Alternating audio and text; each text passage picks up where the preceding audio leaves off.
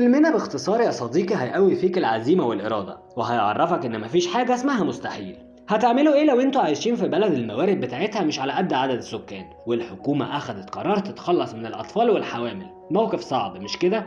الأصعب بقى من كده إنك تكوني ست حامل في البلد دي. تعالوا نشوفوا إيه اللي هيحصل مع بعض، بس قبل ما نبدأ فيلمنا إخواتي اللي بيتفرجوا عليا ما تعملوا لي اشتراك بقى يا جدعان وقفوا في ظهر أخوكم، أنا بحبكم في الله والله، ادعموني بقى وأنا واثق إنكم جدعان. بيبدأ الفيلم وبنشوف الناس في أسبانيا حصل عندهم مجاعة، وأوروبا كلها متدمرة من المجاعة دي، والحكومة بتعمل تحديد كميات معينة للأكل والشرب للناس، والحكومات بدأوا ينفذوا قرارات أصعب من كده على الناس، وهي إنهم يجيبوا الناس الكبار في السن والأطفال والستات الحوامل ويخلصوا عليهم عشان هم شايفين إنهم عبء على الدولة. وبنشوف بعد كده بطلتنا مايا وميكو جوزها وهم بيحاولوا يهربوا من اسبانيا، وبنعرف انهم اتاخد منهم قيمة بنتهم عشان يموتوها، وكانوا زعلانين عليها جدا. ومايا كانت بتهرب عشان حامل وعايزة تنقذ البيبي اللي في بطنها، وعايزة تروح ايرلندا عشان القوانين هناك لسه فيها حقوق انسان، وكانوا خايفين قوي عشان هم هيسافروا بشكل غير قانوني، وكان لازم يدخلوا جوه حاوية رايحة المينا عشان تتشحن على سفينة رايحة ايرلندا.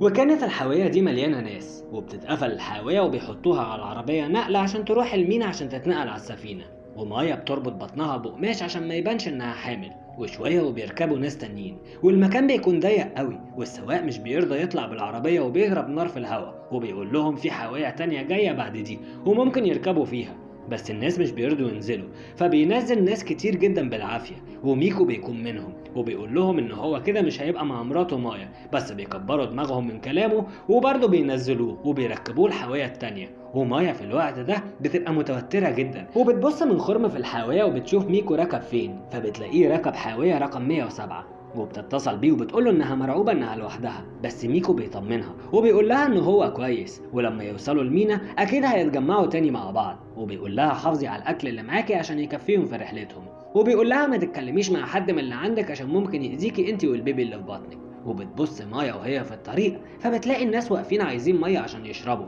والحكومه عماله تضرب فيهم ومش راضيين، ورصاص البوليس بيجي بالغلط في الحاويه اللي هي فيها، فبتخاف وبتترعب، وبتلاقي البوليس بياخد الاطفال والحوامل وبيحطهم في اقفاص زي الحيوانات عشان يموتهم. ومايا كانت خايفه قوي، بس برضه كانت فرحانه انها اخيرا هتنفد بجلدها هي وجوزها واللي في بطنها بعد ما كانت هتموت زيهم.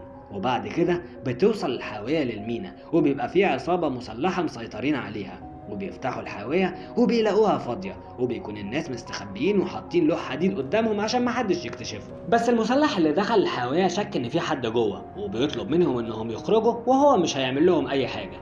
وفي الوقت ده مايا بتطلع فوق في صندوق فوق سقف الحاوية، وبعد كده بنت بتزق اللوح الحديد وصدقت انه مش هيأذيها، بس اول لما بتظهر الراجل بيموتها على طول، وبيقول لكل المسلحين اللي معاه يموتوا كل اللي في الحاوية، وبياخدوا شنط الناس كلهم وجثثهم، بس ما بيشوفوش مايا. وبعد كده مايا بتبعت رسالة لميكو وبتقول له خلي بالك عشان في عصابة بيفتشوا الحاويات وبيقتلوا اللي فيها، وبيقفلوها تاني عشان فيها بضاعة لازم تتشحن على السفن. وبعدين الحاوية بتروح على رصيف الشحن عشان تتنقل على السفينة، وفعلا بتتحط الحاوية على السفينة، وبتتصل مايا بميكو عشان تطمن عليه، بس بتلاقي موبايله غير متاح، فبتبعت له رسالة وبتقول له انها فوق السفينة، وبتقول له كمان لما يسمع رسالتها يتصل بيها على طول. وبتدور مايا في شنط الناس اللي ماتوا على اي حاجة تنفعها، فبتلاقي شوية حاجات اهمهم شنيور وكشاف نور ومية واكل. ولما السفينة بتتحرك شوية في البحر بيحصل عاصفة جامدة جدا، وبتكون مايا عمالة تصوت وتستغيث، والحاوية مش مستقرة خالص ومحدش كان سامعها اصلا.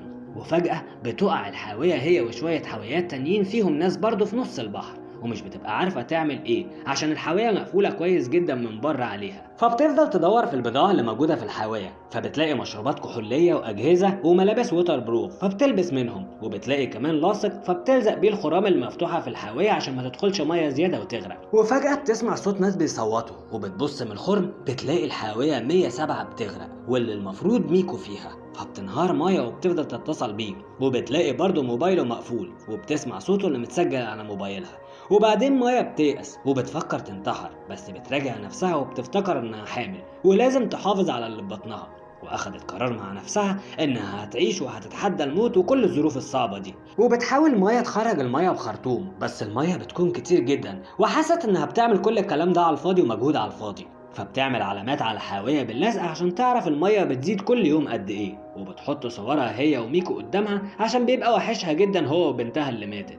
وبعدين بيجي لها مكالمة من رقم غريب وبترد، فبيطلع ميكو لسه عايش وبيقول لها ان موبايله فصل وان سواق العربية اللي كان فيها الحاوية بتاعته ضحك عليه وخلاه ينزل قبل لما الحاوية تطلع على السفينة. وميكو بيحسب ان مايا على السفينة والدنيا معاها تمام، لكن مايا بتقول له كل اللي حصل معاها وانها لوحدها في الحاوية في نص البحر ومش عارفة هتعمل ايه. فميكو بيقول لها استحملي لغاية ما يجي حد ينقذك، وبتتقفل المكالمة. ومرة واحدة بتحصل عاصفة قوية قوي في المية، والمية بتزيد جوه الحاوية، وحظها الوحش في الوقت ده انها بتكون خلاص لازم تولد دلوقتي. وفعلا بتولد وبتلاقيها بنت وبتفرح جدا، وبتحس ان البنت دي ربنا عوضها بيها عن قيمة بنتها اللي ماتت، وبتحس انها امل جديد ليها عشان تعيش.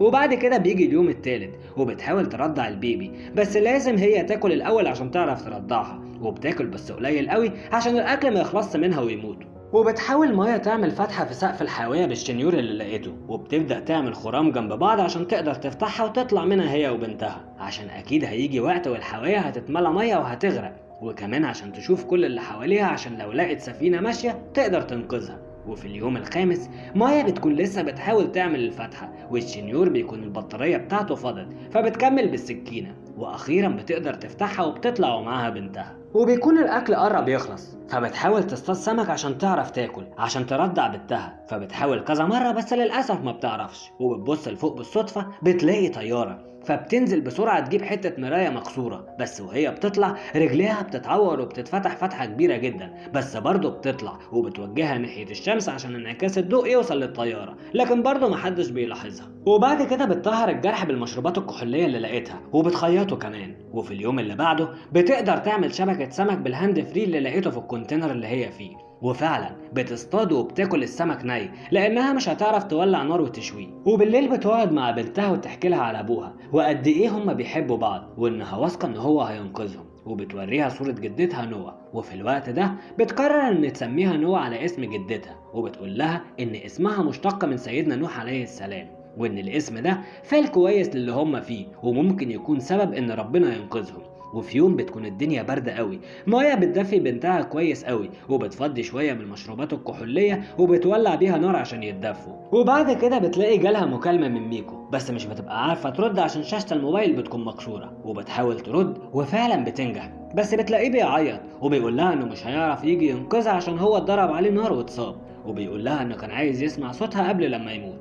وبتزعل مايا قوي وبتعيط وبتقول له انها ولدت بنت وسمتها نوا، فبيطلب منها ميكو انها تسمعه صوتها، وفعلا بتسمعه صوتها وبيكلمها، وبعدها المكالمة بتقفل. وبتفضل مايا ونوا نايمين فوق الحاوية، وكانت زعلانة قوي وبيبقى اهم حاجة عندها انها تنقذ نوا، وبتشجع نفسها انها تقدر تعيش وتكمل. وبعدين بيبقى عدى 25 يوم وبتبدأ الحاوية تتملى مية وقربت تغرق، فمايا بتعمل عوامة بعلب البلاستيك ولوح الخشب عشان لما الحاوية تغرق تبقى نوا في امان. وبتشوف مايا طيور النورس فبتفرح قوي وبتحس انهم قريبين من الشط، لان النورس بيظهر على الشاطئ بس. وبالليل الحاوية بتكون خلاص بتغرق، فبتنزل فيها مايا عشان تجيب العلبة اللي فيها الأكل، بس رجليها بتتشبك في شوية أحزمة متكعبلين، فبتطلع السكينة وبتحاول تقطعهم وهي تحت الماية، وبتقدر في الآخر تقطعهم وتطلع لسطح البحر، بس نوا بتكون بعيد عنها قوي، وفجأة بيظهر حوت وبيقرب جنب نوا، فبتاخد بالها منها وبتروح لها على طول وبتفضل تعوم بيها، وربطت حبل في ايديها وفي العوامة عشان ما يتوهوش من بعض تاني.